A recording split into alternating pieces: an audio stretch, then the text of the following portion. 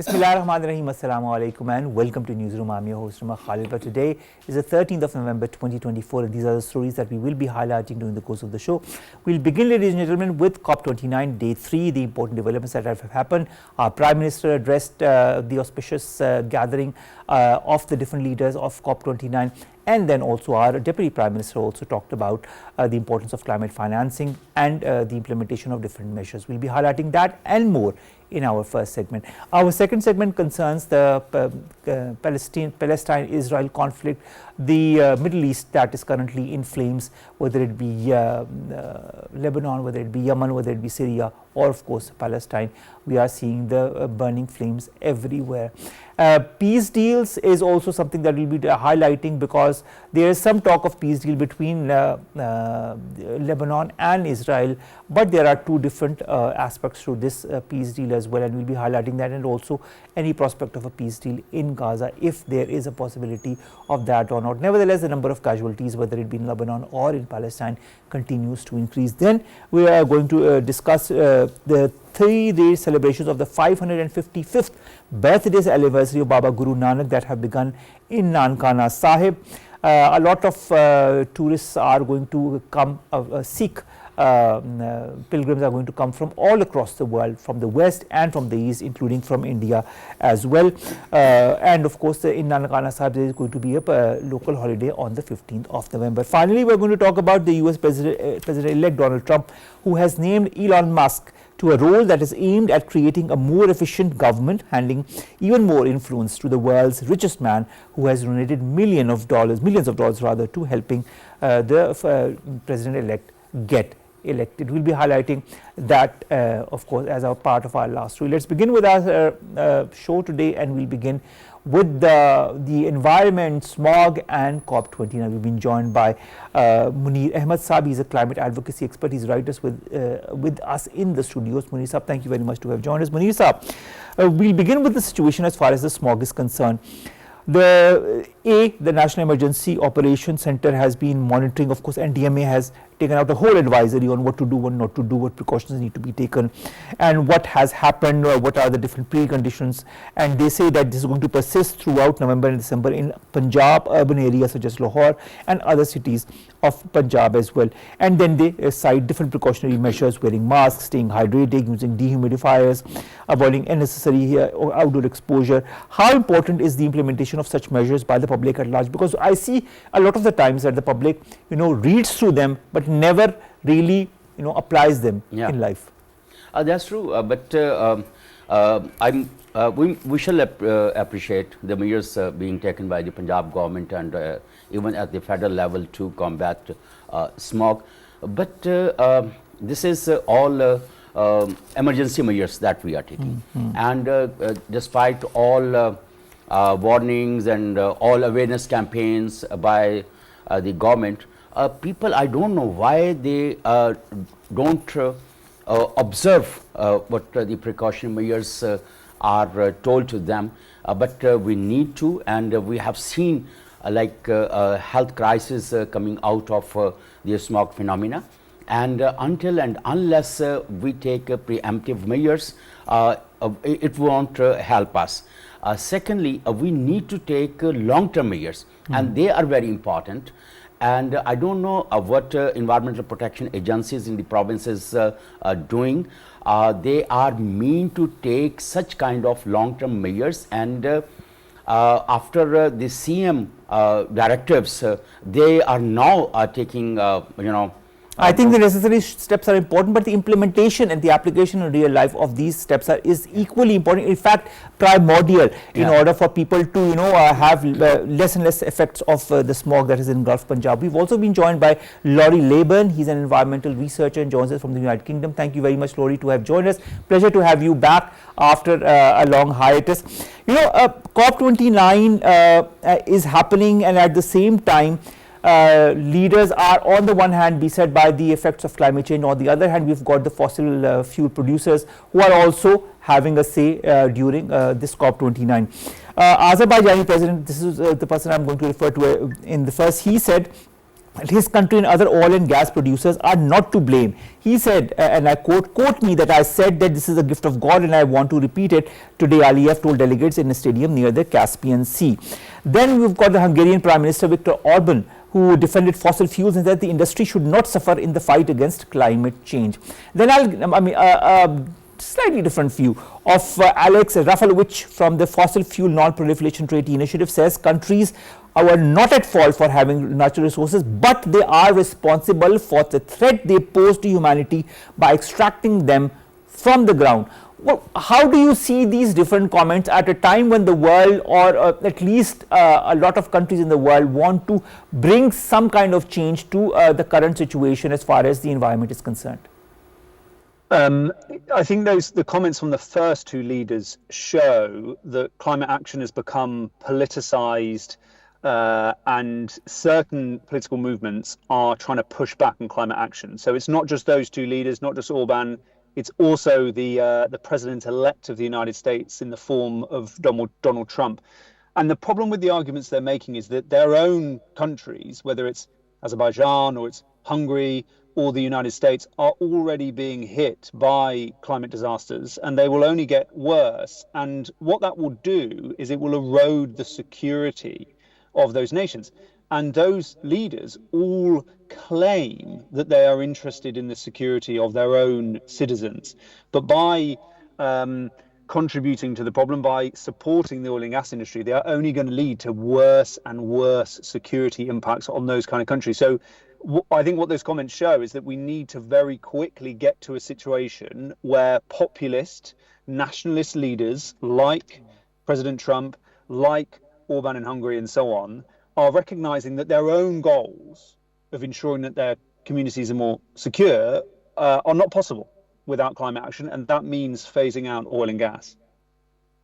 Laurie, how do you see this whole concept of climate justice, climate financing, when you have the major fossil fuel producers who are not wanting to back down?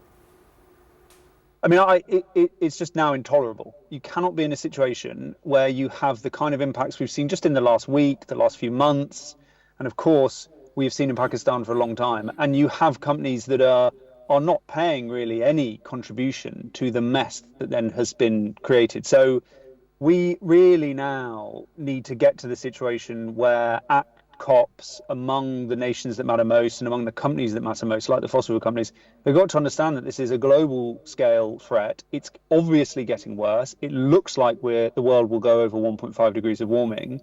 And the idea that there can't be serious criminal charges brought against some of these companies is a serious problem. We've just seen recently in the Netherlands that a case has been overturned by one fossil fuel company. It looked like that had been a victory in the past, that they were going to be held to account for their contribution to the problem, but that legal case has been overturned. We cannot be in a situation where on one side you get countries like Pakistan experiencing severe cataclysmic climate impacts, and then on the other side fossil fuel companies making vast profits. And we have got to move beyond that contradiction. I hope we move beyond that contradiction, because the way we've seen the previous COPs also, there are so many pledges that are made, but never a realization or an implementation of those pledges. Thank you very much, Laurie, to have joined us. I know that you're short of time. We'll see you very soon in another show, talking about COP29 and so many other things. Thank you very much, Laurie, to have joined us. Let's come to you, Munir Saab. I'll refer to our Prime Minister's address at the COP29. He said many things. He called on the global community to honor its financial pledges to deal with the issue of climate change. He talked about the financial commitments that have yet to be fulfilled.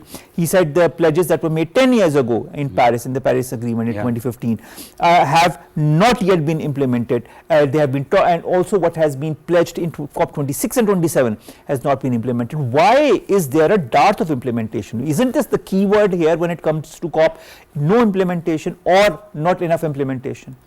Certainly, the Prime Minister has said very rightly that those countries who make their commitments, they have to. But unfortunately, it is just like a get-together, and they come and chit-chat, and they try to, the vulnerable countries or the least developed countries, they try to negotiate with them. But certainly, whatever the pledges are made, they are not honored by those. And even the Green Climate Fund that was established in Paris Agreement, and it could hardly met its commitments, the initial commitments, and now we are talking about adaptation, and $1.2 trillion are needed annually if we have to go to adaptation. But who will provide those funds? And secondly, into 2022, Loss and Damage Fund was established, and that was Pakistan's rigorous diplomacy. Thanks to Sharif Rehman, who was really it was established, but 2 years after having 3 or 4 meetings of the Loss and Damage Fund, still the governance structure is not completed. So if that kind of response will be from the main stakeholders, so what we should say then, like Loss and Damage Fund was had to immediately establish, but even today we don't see the representation of developing countries or vulnerable countries on the board. So such kind of response certainly it disappoints, and we believe that every year millions of dollars are spent on the COPs go waste if the commitments are not if made, or like if the follow-up process is not taken up, or the commitments are not honored. So it's entire waste of the money. And even COP29, 13 leading countries are absent in the COP, and they are the contributors of 70% of entire greenhouse gas emissions. So if the emitters of 70% of the greenhouse gas emissions, what would be the future of this COP? What would be the outcome of this COP? Like when there is no America is absent. Well, we did have a representative from the US who talked today, who talked about the pledges that the Biden government has made. But of course, we all know that the Biden government is going, and we have a new government that is going to come place in January. But meanwhile, President Trump has said that we will pull out America from the Paris Agreement again. So that is quite alarming. If Trump again pull America out of it, then what? All right. I mean, this is what a lot of people are saying or are maybe expecting. We have to go to a short break. We'll be back right after. Stay tuned.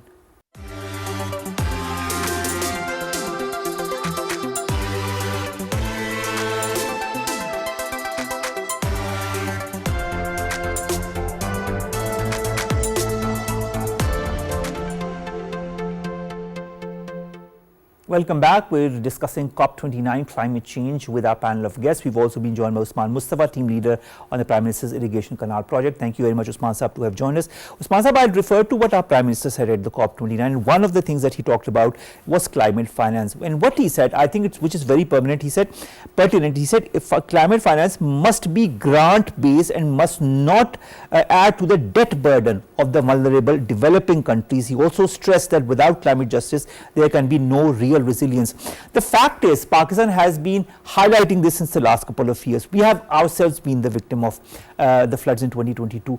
Does the world realize the importance of climate justice, the importance of climate finance, and that it should be grant-based? Yeah, because whenever we are talking about the finance or other things, we must see who is the culprit, who is the one who has done all those things which every country is facing. No, climate change problem is not only one country. It now become a world level issue, like we have seen the smoke nowadays. Yes. It's coming from, there is no border about the climate change and environment degradation. Everybody will affect it. It's that. The main root cause of that is per unit pressure on land.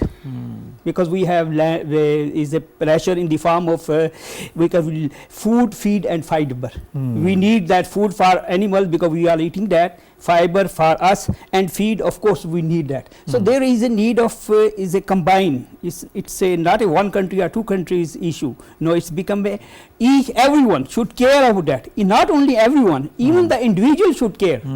Let me give you the simple example. When we are in my childhood, I have taken food in leaves. If you see, there are charts and other things are given in the food. But no, we have to go in any shop, particularly for any type of food shop. You can see so many things are there. Paper there, paper plates there, paper other, and we need a lot of tissue. Then we have a ketchup. So all those are even used, and we want extra. We need one more, and that's there is a lot of wastage there. So it's from individual to nation and nation to world level. This is the issue, and everybody should play its role. Even the child, even the from that's one. But that realization needs to come, Usman sir. Yes, realization is coming. I think in one of the very interesting discussion, one of the over say that we as a senior, we as a senior, we have not done our job. So let's start from the child, from the children, from their curriculum. We must talk about those things, and we must learn that. Like in Japan, from the last and the under their earlier education, they are teaching their children etiquettes, manners, and way out. So we have to start from the childhood that the importance of this environment. You know, I remember one of my teacher, his name is Dr. Pingali, and he one time talk about the sustainability, and he give very good example. Sustainability is what your father has given to you, at least you give same thing to your children. We generally we want to improve that. The same thing is with environment, but we got it from your forefathers, at least we maintain that. That is the sustainability. So there is a role for everyone, and realization should be from childhood. We have to put these things in our syllabus. We have some practical examples. Say school children go there. Then in some classes, in some school, these things are they are educating the children. So we have not played our role in. So what you mean to say is that this education, this whole process of understanding what climate change, what the environment is, and how we need to take care of it, needs to start from the very early ages. Early, exactly, from childhood. All right, Munir sir, I'd again go back to what our Prime Minister said, and he talked about the national carbon market framework that has been put forward this year. But he also talked about the NDCs. That is also something that is going to be highlighted and has been highlighted in COP29. And he said developing nations will be needing $6.8 trillion by 2030 to implement less than half of the NDCs. And he said this a similar situation was also for the loss and damage. But again, the question comes back to finance. What needs to be done by the developed countries in order to help these developing countries and other nations that are in need? How can you implement decisions that are taken if you do not have the money for it? Yeah, you're right. And even our Prime Minister Shehbazsharif has repeatedly, highlighted this point, that without finances, the developing countries cannot take even mitigation measures. Adaptation certainly takes a lot of money. But I don't know how to make it binding for the industrial world. They contribute, perhaps even they don't bother about the United Nations, UN General Assembly resolutions or the Security Council resolutions. So if the UN resolutions are not binding to them, or even the Conference of Parties, it is also is the framework of the United Nations. And I believe until and unless the UN frameworks and the outcome of these conferences are not binding, then they will not be providing grants or funding to take these measures. And even NDCs is a larger framework of development. the developing economies, they cannot bear such exactly, and that is what I hope that the developed world will understand during the course of these days, because of course this COP is going on until the 22nd. They need to understand. Usman Sahab, COP29, our Prime Minister says, can restore confidence on pledging response and climate finance, and it should not add burden. I mean, I'm just highlighting and adding to what I asked Munir Sahab, but he also said that the future will never forgive our inaction. He said this 2 years back, and he says this again. He says we need to find courage to act and act swiftly. What is the methodology that now needs to be, implemented by important world bodies such as COP29 in order to act swiftly? Yeah, I think one thing which I, in my class also say, there is no money, there is no honey. So without money you cannot do anything, because particularly the developing country, because they are suffering a lot and they have to feed their bellies first. Our priority is hunger, then the other things, which was created by, not by us, but of course those who are the main market oriented business persons, in order to achieve their benefits. What they have created in this world is unnecessary production and unnecessary consumption, because in that way they are getting more money and resources, and they are encouraging to do that. Even there is no need of those things they are producing that, because in order to get the market and market share. So first thing we have to see, we should be very careful about the real consumption and real production. So we don't need unnecessary production and unnecessary consumption. So that's one thing we have to follow, because ultimately everybody will suffer. It's one day is my day, next day is my neighbor's day. We are already witnessing a lot of things like that. The flood, the other things, even the environment, even the sun. You can say the sun burning. There is a spot in the is coming. We say during the day of judgment, the sun will be 1.5. That is true, but let's hope. It's not like that. It's not actually that. You see that we have broken the natural cover due to carbon dioxide and other emissions. True. So that hole, you see, that is the hole in this. And that hole needs to not be widened, Yes, and measures need to be taken so that hole is not widened. Last question to you, Munir Sahab. Pakistan has welcomed the launching of the early warning system for all. This was said by our Deputy Prime Minister and Minister for Foreign Affairs, Ishaq Dar, when he was addressing gathering on early warning rising temperature at COP29 in Baku. He says we look to the international community for support. When you look at this launching of early warning system for all, how pertinent is it in the case of all the calamities that the world is, looking at or observing or witnessing? Certainly, early warning systems are very important, like when you have to foresee the intensity of disasters, or even you have to see like what could be the hotspots for the disasters, or even when the heat waves will be coming and how intense it would be, and what could be the spell of the cold waves. Certainly we have to have a very vigorous and very efficient alarming early warning systems. Pakistan has also taken a few steps to do it in collaboration with the different partners, but we need to update and we need to enhance the network of, and similar case shall be stretched to other developing countries and in Africa as well. We need to understand that less than 5 years we have to take measures to combat the climatic conditions, and otherwise like it would be too late. But Munir Sahab, the fact is that they have talked about 1.5 degrees Celsius. We have already surpassed the 1.5 degrees Celsius, and that is what the world is looking at. I mean, if this continues, if the continued increase in temperature goes beyond 1.5 degrees Celsius, this is going to create a havoc that the world has never seen beforehand. That is why this COP29 becomes very, very important as far as implementation is concerned. Climate finance, climate justice measures need to be taken. Thank you very much, Usman. Mustafa Saab, Team Leader, Prime Minister's Irrigation Canal Project, Munir Ahmed Saab, Climate Advocacy Expert, to have joined us. And of course, ladies and gentlemen, also today, during all the different speeches that were given at the COP29 on day 3, most of them did talk about their issues, their country-related issues, and the pledges that have been taken but not implemented, and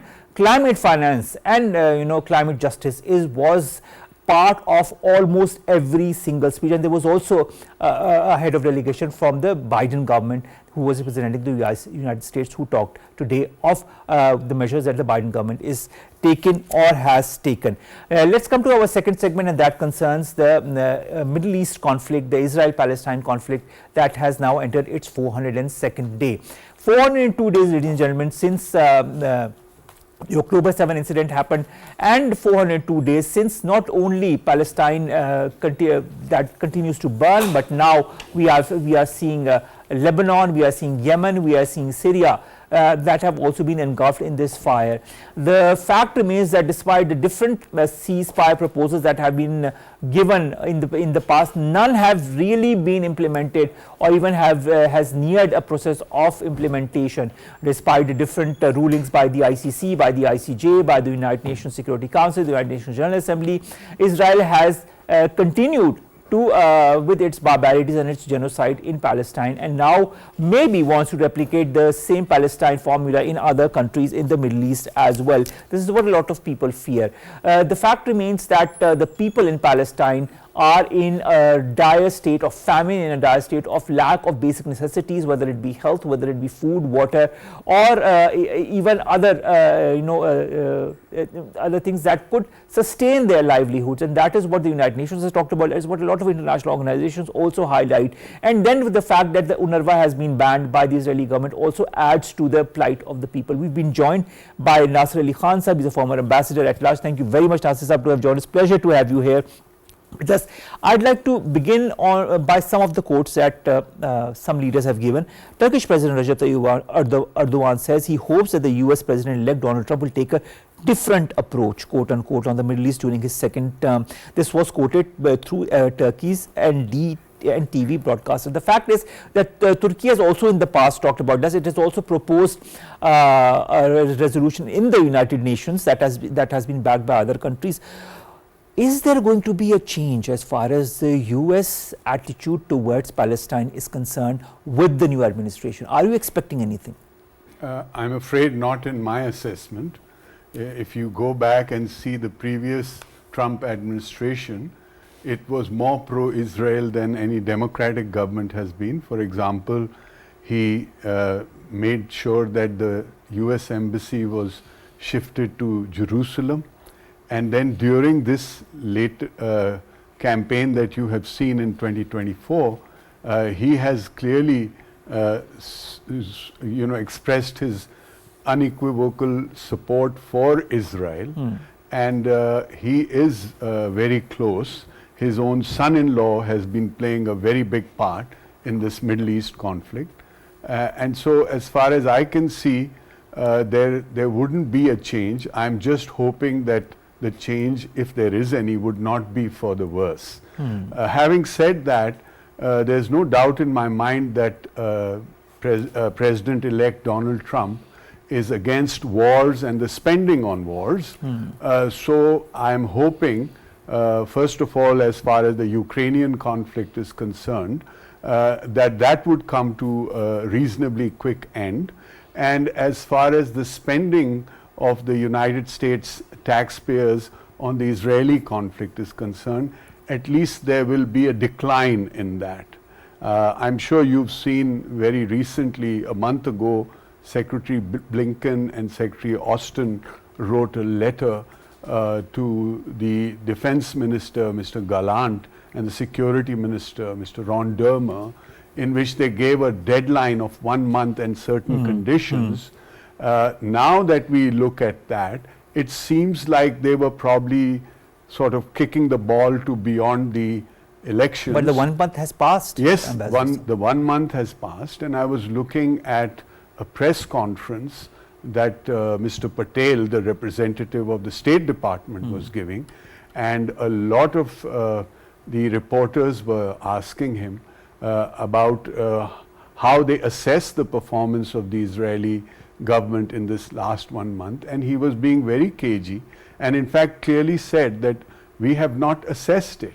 I mean, it doesn't make any sense at all that if you write a letter on the 13th of October, you make it public, you outline 4 or 5 clear conditions, that when the deadline expires, at least you should be in a position to say that we have made an assessment and that, you know, this is what we plan to do going on from here. Because, you know, Ambassador Saab, 8 groups in Palestine are saying that, or across the world are saying that in these 30 days the conditions have worsened, in fact, instead of getting better. US Secretary of State also, sir, says, Anthony Blinken says that Israel has accomplished its goals, quote unquote, and that it was time for fighting in Gaza to end. But my question again comes back to the same thing, will it end?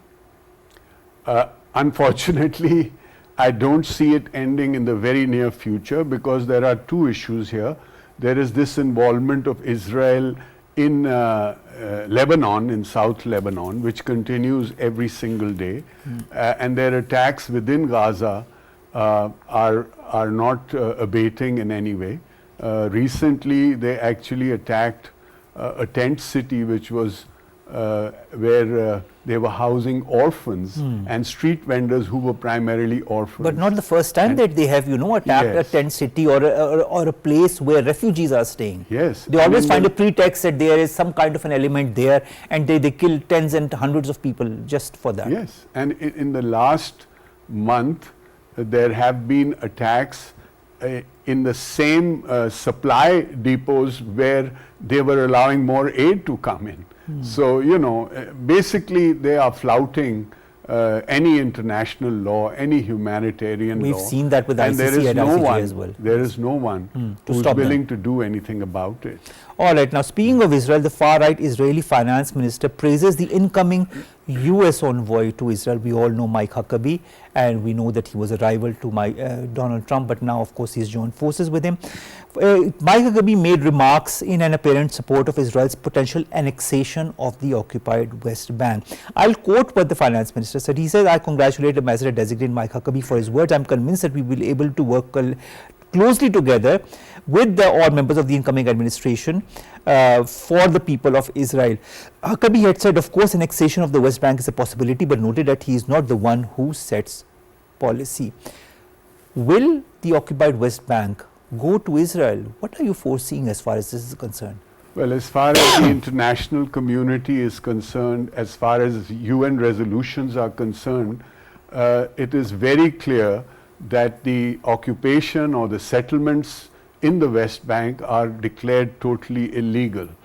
This could be a statement that the ambassador designate is making to endear himself to the Israeli government before he arrives there. But the Israeli government has also been saying the same thing. Yes, of course. I mean, there are many theories that to the extent that, you know, eventually the intentions of the Israeli government is to throw out everybody from Gaza as well.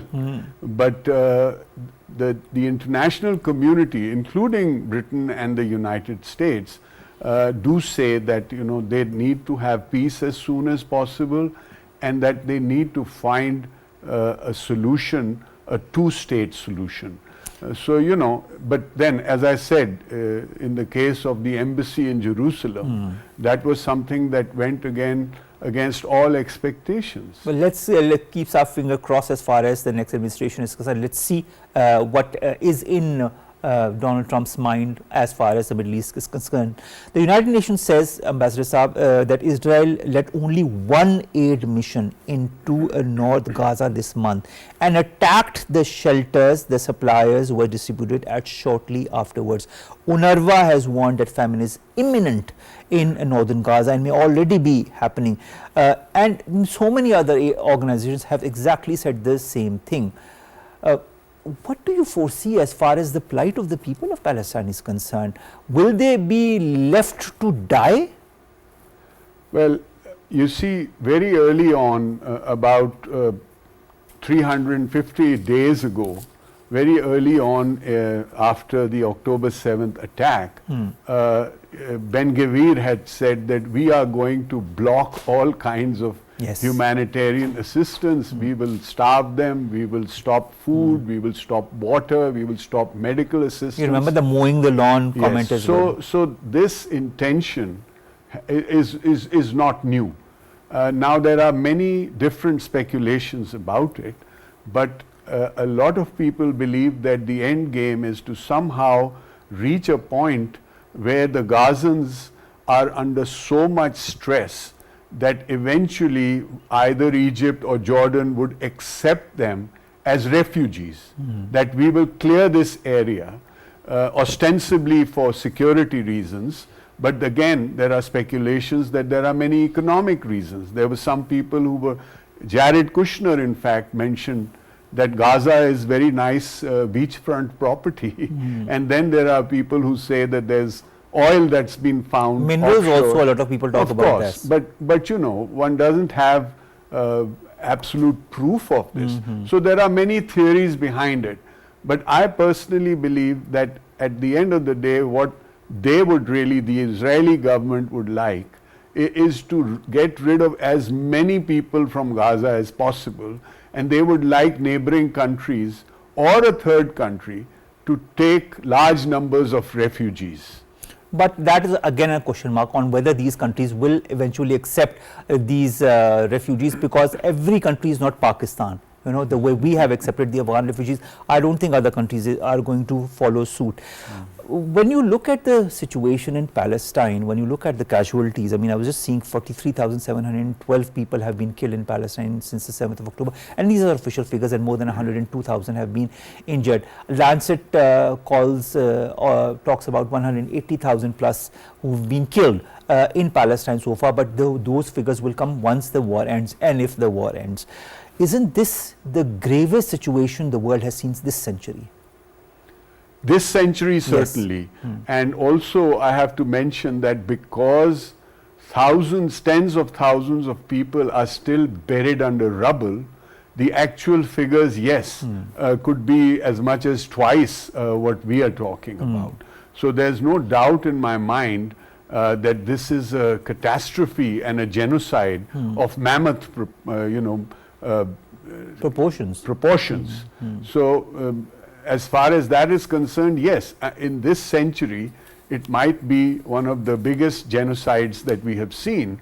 And more than that, you see in this day and age, you see all this misery, you see all this death live through the internet, of course, through the social media, because there must have been other genocides, like if you remember in Africa, in Bosnia, there were countries where there were big massacres of people. Rwanda, but they were not shown live like it is being shown now.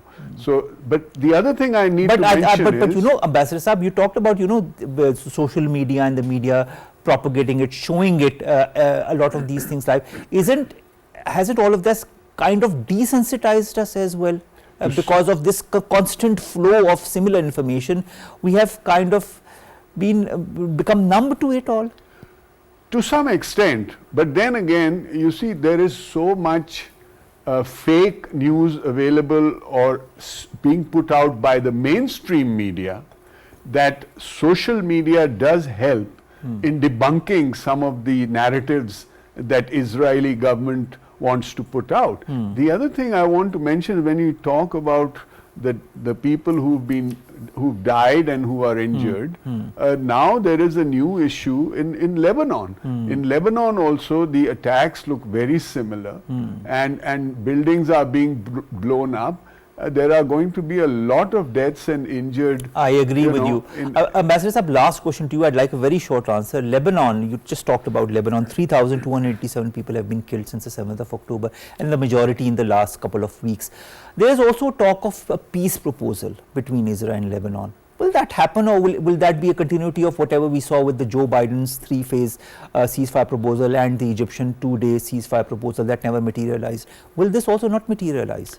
I think there's a greater chance of peace in Lebanon Okay. than there is in Gaza. And then you see, because they have friends who are very concerned about what's going on in Lebanon, and also they are not a besieged population. So when the Israelis attack a certain area, people do manage to move out to other parts of the country. But then there will be the question of who will be actually financing the reconstruction of all the infrastructure, Again, a the huge buildings question. Again, a huge that are being destroyed right now. But personally, you know, it is the Hezbollah that they were more concerned with. And as far as the leadership is concerned, both Hezbollah and the Hamas leadership have been eliminated.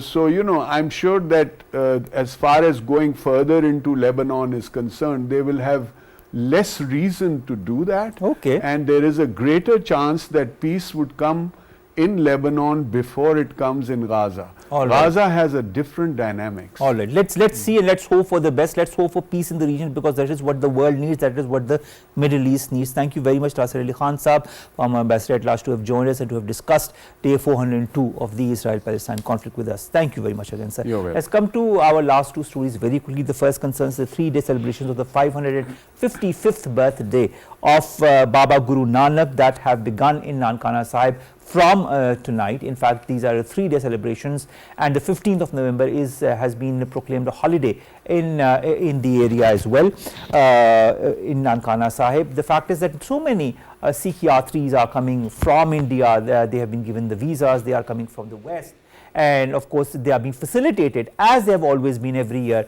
by the Pakistani government. And the fact is that Pakistan gives a lot of reverence to Baba Guru Nanak and the Sikh community, and has always welcomed them with open arms. So of course we welcome the Sikh yatris from across the world, including in India and including from the west, and we hope that their stay will be pleasant in Pakistan. Finally, US President-elect Donald Trump has named Elon Musk to a role that is aimed at creating a more efficient government that hands even more influence to one of the world's richest man, or the world's richest man, if I might say. The Musk and former Republican presidential candidate Vivek Ramaswamy will be co-leading a newly created Department of Government Efficiency, an entity that Trump has indicated will operate outside the confines of the government. Donald Trump says that both these people will pave the way for his administration to dismantle government bureaucracy, slash excess regulations, cut wasteful expenditures, and restructure federal agencies. Let's see how that bodes in the coming months, because of course Trump will join and start as the next president, the 47th president of the US, in January of next year. So we look forward to how these two gentlemen are going to work in this domain as well. With that, we come to an end of today's newsroom. We'll see you inshallah tomorrow with news story segments that pertain to us here in Pakistan. Stay safe. Allah Hafiz.